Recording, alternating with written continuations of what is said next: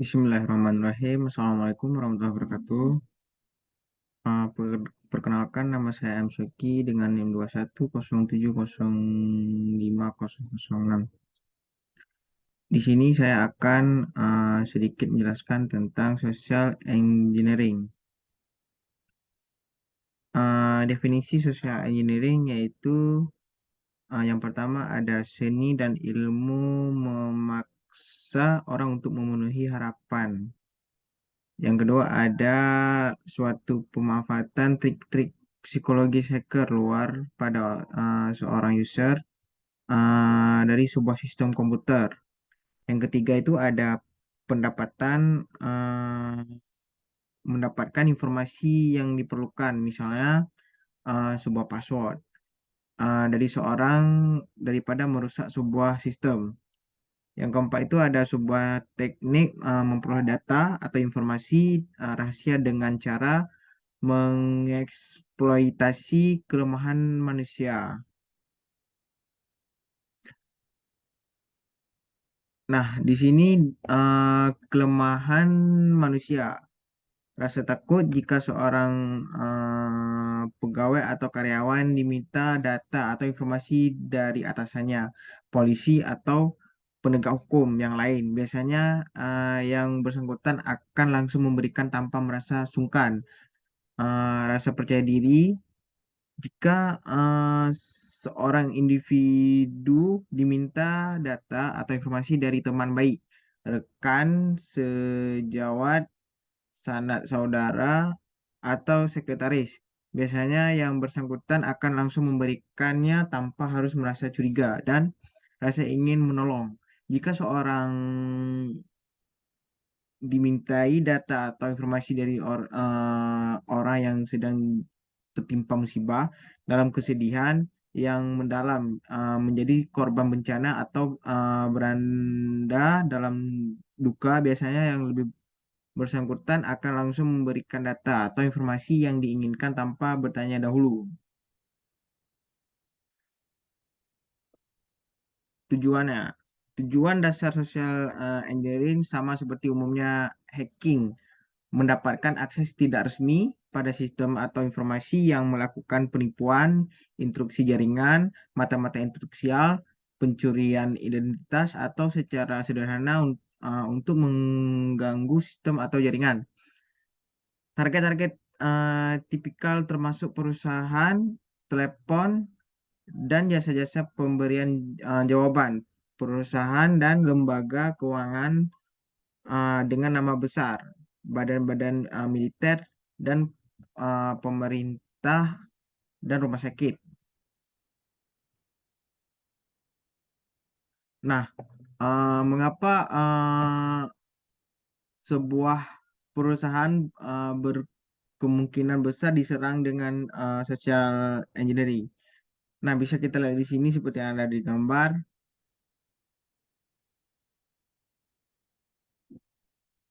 Nah, alasan mengapa organisasi atau perusahaan berkemungkinan besar diserang dengan social engineering, karena akan lebih mudah dalam melakukan social engineering untuk mendapatkan akses daripada menggunakan teknik-teknik hacking yang lazim digunakan. Nah, serangan social engineering menepati dua tingkat, yaitu tingkatan fisik atau psikologis. Nah, eh, tingkat fisik pada lingkungan fisik yang rawan terhadap serangan-serangan social engineering, tempat kerja, telepon, tempat sampah, dan on on only, yaitu internet. Nah, untuk tingkatan psikologis, dari sudut pandang psikologis, menegakkan bagaimana cara menciptakan lingkungan psikologis yang sempurna untuk suatu serangan. Metode-metode dasar persuasi termasuk berkedok sebagai orang lain, mengambil hati, menjilat, mencari kesesuaian, penunjukan tanggung jawab atau sekedar keramah keramah tamahan. Lepas dari metode yang digunakan, tujuan utamanya adalah untuk meyakinkan orang yang memegang informasi bahwa sang social engineering ini adalah seorang yang dapat dipercayai dengan informasi berharga tersebut. Kunci lain adalah untuk tidak bertanya terlalu banyak pada satu saat, namun bertanya sedikit demi sedikit untuk menjaga suasana keramahan tamahan. Nah, di sini yang pertama tuh ada human based social engineering, yaitu melibatkan interaksi antara manusia yang satu dengan yang lain. Perilaku social engineering berhubungan dengan langsung atau berinteraksi dengan korbannya. Dan yang kedua ada computer based social engineering, bergantung pada komputer software yang digunakan untuk mengumpulkan informasi atau data yang diperlukan. Nah, di sini yang pertama ada impersonation, pemalsuan, importal user, menyamar sebagai orang penting, third party authorization, pemalsuan otorisasi. Yang keempat itu ada technical support, menyamar sebagai bagian technical support. Yang kelima itu ada in person, mengatasi langsung ke tempat korban. Dengan berpura-pura menjadi karyawan, hacker biasa mengakses lokasi-lokasi yang hanya diperlukan untuk karyawan dan menempatkan banyak keuntungan darinya. Contoh, seorang menyamar sebagai salah satu karyawan dari suatu perusahaan, petugas kebersihan, kurir pengantar barang, dan sebagainya. Important user menyamar sebagai orang penting. Contoh, seorang menyamar sebagai seorang yang memiliki kedudukan tinggi di perusahaan dan kemudian berusaha untuk mengintimidasi karyawan atau bawahannya. Dan selanjutnya itu ada three party authorization, pemalsuan otorisasi. Hacker bisa berpura-pura menjadi orang yang diberikan tanggung jawab atau kuasa untuk melakukan sesuatu. Contoh, seorang berusaha meyakinkan target untuk memberikan informasi yang diperlukan dengan mengatakan bahwa ia telah diberikan otorisasi oleh seseorang untuk menanyakan hal tersebut, yang biasanya adalah seorang yang lebih tinggi jabatannya. Otor Authorical support menyamar menjadi bagian technical support. Contoh, seorang menyamar sebagai salah satu dari tim IT dan berusaha mengumpulkan informasi dari korbannya. Contohnya itu ada in person, mendatangi langsung ke tempat korban. Contoh, menyamar sebagai petugas kebersihan dan mencari atau mengumpulkan data informasi dari tempat sampah yang ada di uh, ada di tempat korban atau berusaha melihat ke uh, ke, se- ke sekeliling pada saat user sedang mengetikkan password di komputernya. Nah, teknik lain human based social engineering, yang pertama ada pengintaian, yang kedua ada pengintaian di ATM, komputer dan lain-lain. Yang ketiga itu ada mencari informasi di bak sampah. Yang keempat ada membuntuti, dan kelima ada menyelinap. Nah, pengintaian cara ini dilakukan untuk pengguna yang berada di tempat umum atau biasa juga penggunaan menggunakan komputer dari tempat yang bisa dilihat dari suatu lokasi.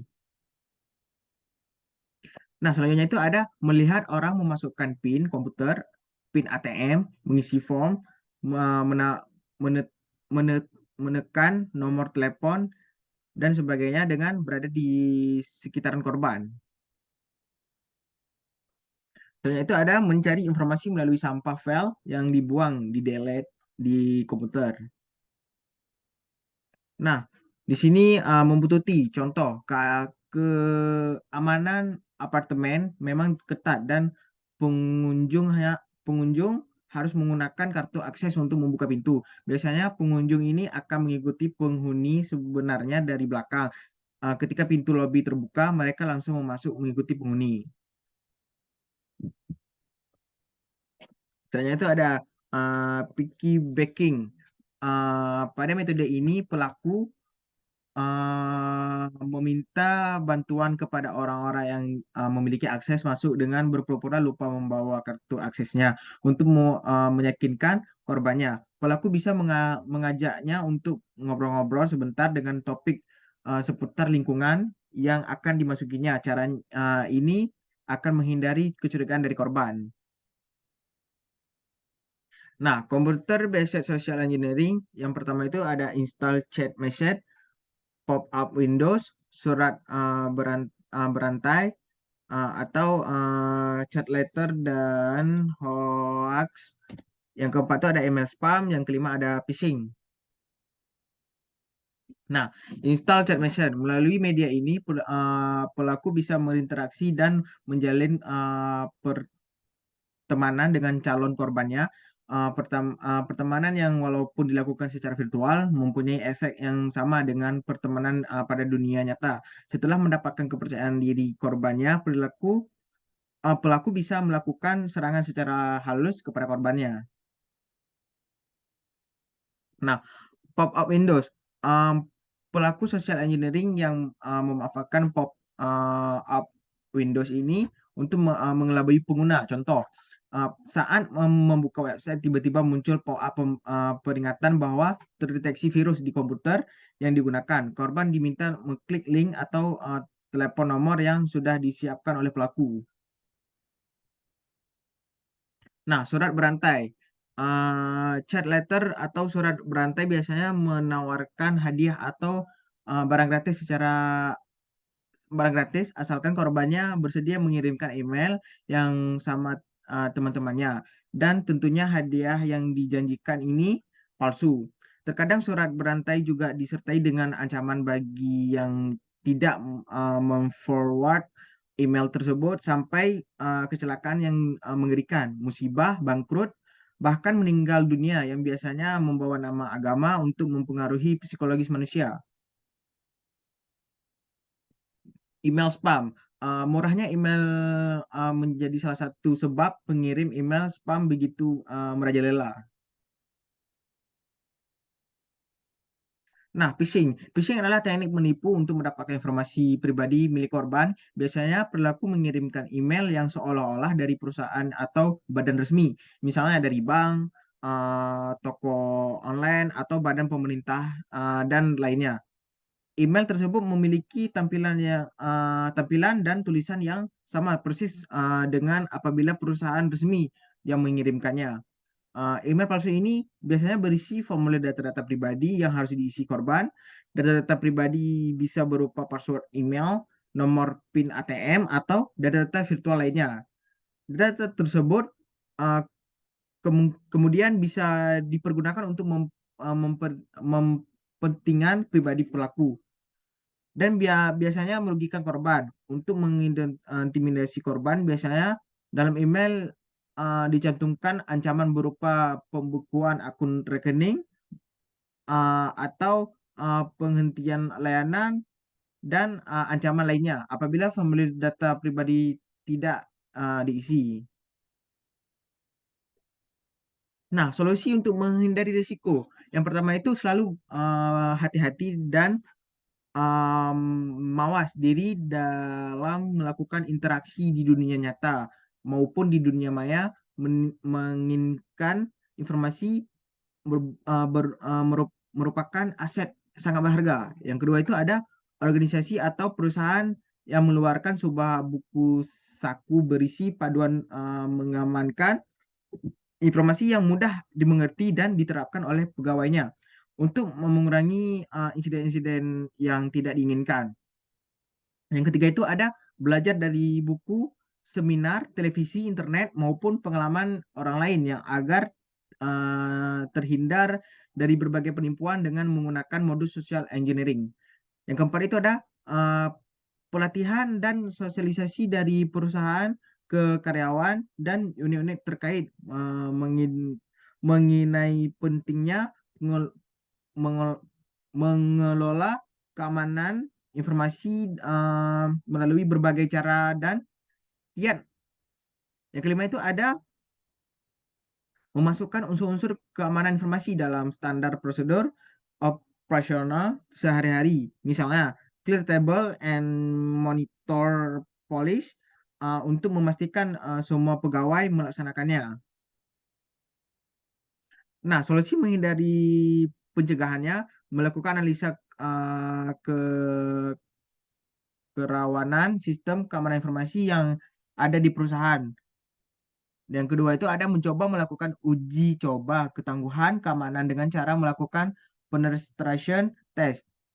Dan yang ketiga itu ada mengembangkan kebijakan, peraturan, prosedur, proses, mekanisme, dan standar yang harus dipenuhi seluruh pemangku kepentingan dalam wilayah organisasi. Yang keempat itu ada menjalin kerjasama dengan pihak ketiga seperti vendors, ahli keamanan informasi, instruksi pengenangan insiden, dan lain-lainnya.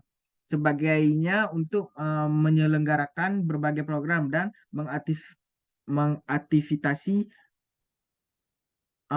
bersama yang mempromosikan kebiasaan peduli pada keamanan informasi. Dan kelima itu ada membuat standar kualifikasi aset informasi berdasarkan tingkat kerahasiaan dan nilainya. Yang kedua itu ada melakukan autentik secara berkala dan bersinambung dengan tahap infrastruktur dan supportur perusahaan dalam menjalankan keamanan informasi dan lain sebagainya. Mungkin hanya ini yang dapat saya sampaikan. Lebih dan kurang saya mohon maaf. Wabillahi taufiq wal hidayah. Assalamualaikum warahmatullahi wabarakatuh.